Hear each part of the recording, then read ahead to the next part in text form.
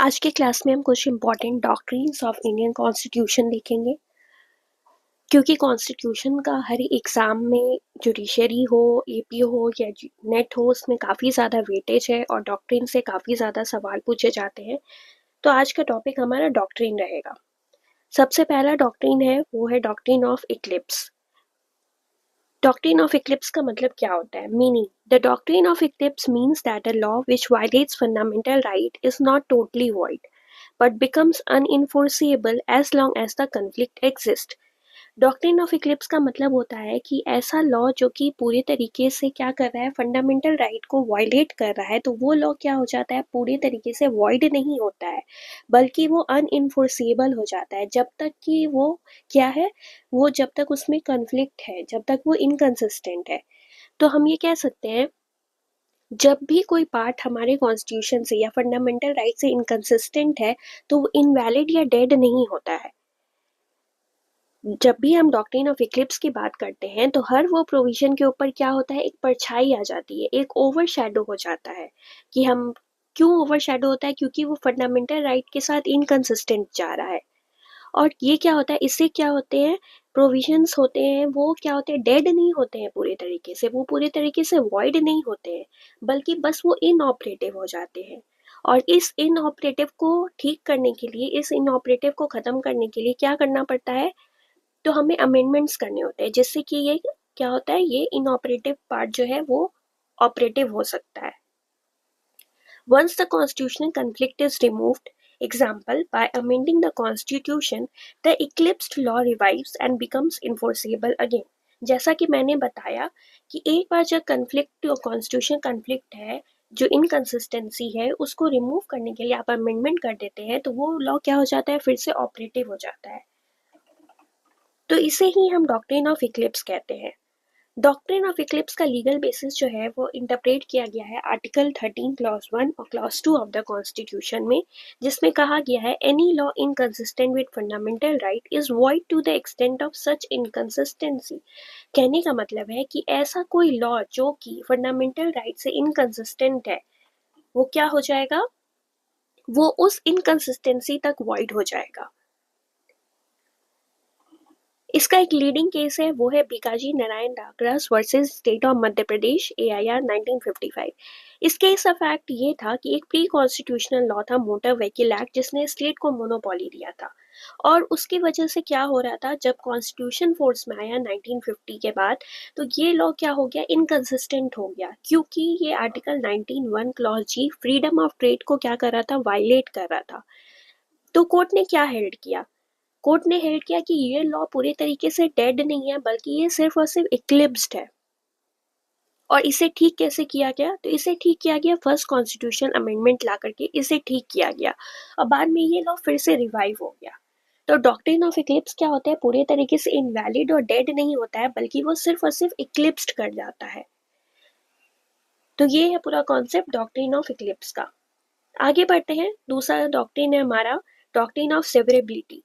Severability का मतलब क्या हुआ यहाँ पे, सीवियर करना, मतलब अलग करना।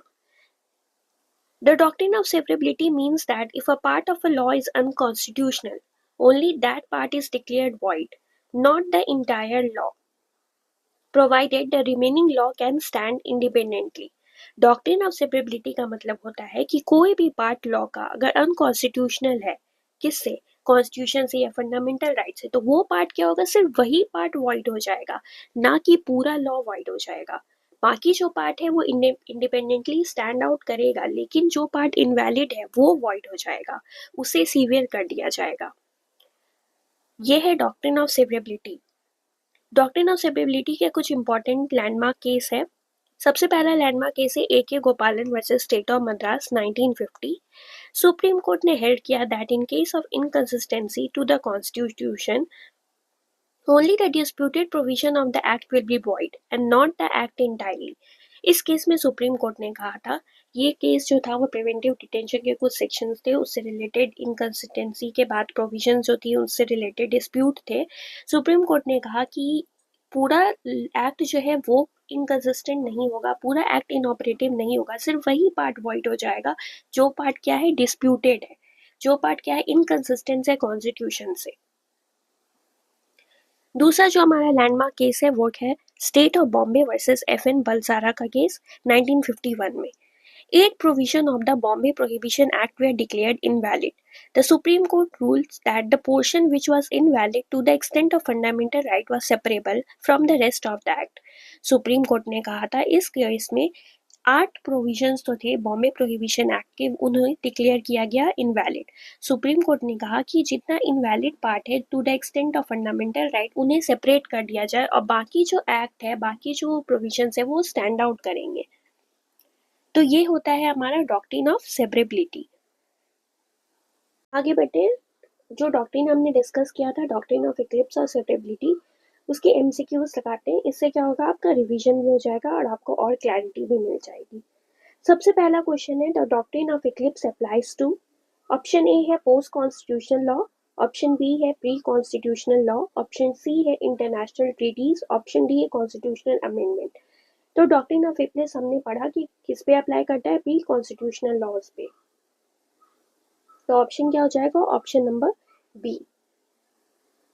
ये क्यों बोल रहा है प्री कॉन्स्टिट्यूशनल लॉ पे अप्लाई होता है, क्योंकि हमने देखा कि कॉन्स्टिट्यूशन के आने के बाद जो भी लॉज होंगे, जो भी इनकंसिस्टेंसी होगी फंडामेंटल राइट से, वो लॉज क्या होंगे, इक्लिप्स हो जाएंगे. इसलिए doctrine of eclipse applies to pre constitutional laws.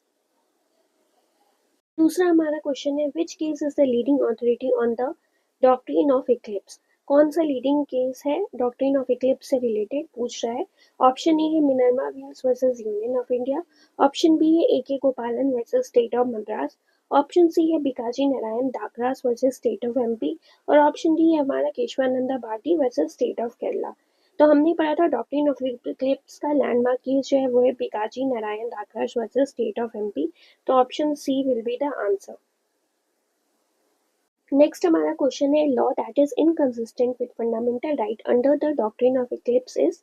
एक ऐसा लॉ जो कि इनकंसिस्टेंट है फंडामेंटल राइट से related under the doctrine of Eclipse, वो क्या हो जाता है. ए है, ऑप्शन ए है void ab initio, option B constitutionally valid, option C operative from the beginning, option D remains dormant until inconsistency is removed. तो हमने पढ़ा था कि डॉक्ट्रिन ऑफ इक्लिप्स क्या हो जाता है, वो इनकंसिस्टेंट रहता है, वो डॉर्मेंट रहता है, वो ना तो इनवैलिड होता है ना ही डेड होता है पूरे तरीके से. और उस इनकंसिस्टेंसी को रिमूव करने के लिए क्या करना पड़ता है, अमेंडमेंट करने पड़ते हैं. तो ऑप्शन क्या हो जाएगा, option number D will be the right answer. remains dormant until inconsistency is removed. Next हमारा क्वेश्चन जो है वो सेवरेबिलिटी से रिलेटेड है. क्वेश्चन कहता है the case of state of Bombay versus FN Balsara is associated with which doctrine. Option A है doctrine of eclipse, option B है doctrine of severability, option C है doctrine of basic structure and option D is doctrine of harmonious construction. हमने अभी just पढ़ा था कि state of Bombay versus FN Balsara is the landmark case of doctrine of severability. तो answer क्या हो जाएगा, option number B. FN Balsara का केस और AK गोपालन का केस याद रखेंगे क्योंकि ये लैंडमार्क केस है और ये बार बार एग्जाम्स में रिपीट होते हैं ये सारे क्वेश्चंस. लास्ट हमारा क्वेश्चन है under the doctrine of severability if a part of a statue is unconstitutional. Doctrine of severability के अंदर अगर कोई स्टैचू का कोई एक पार्ट अनकॉन्स्टिट्यूशनल होता है तो ऑप्शन ए है the whole statute struck down, option B है only the unconstitutional part is struck down, option C है it requires president assent, option D the law becomes void in all state. Just हमने पढ़ा था अभी doctrine of severability. Severability का मतलब ही होता है सीवियर करना. सिर्फ वही पार्ट को स्ट्रक डाउन किया जाएगा जो अनकॉन्स्टिट्यूशनल होते हैं, ना कि पूरे लॉ को स्ट्रक डाउन किया जाएगा. So the answer will be only the unconstitutional part is struck down. Option number B will be the right answer.